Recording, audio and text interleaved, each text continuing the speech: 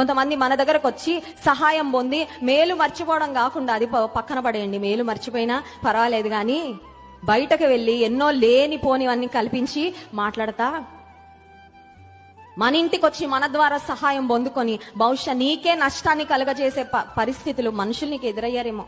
అలాంటప్పుడు human tendency, మానవులంగా మనకు వచ్చే ఆలోచన ఏంటంటే, సహాయం చేశాను ఏమొచ్చింది, నాకు కీడే కదా వచ్చింది, ఇంకా ఎవ్వరికి మీరు చెప్పాలా, ఇంకెవరికి సహాయం మేలు చేసి ఎందుకు మాటలు ఎందుకు అనిపించుకోవాలి, మేలు చేసి మేలుకు బదులు కీడెందుకు రావాలి, అందరికీ సహాయం చేసి నాకెందుకు కష్టం రావాలి.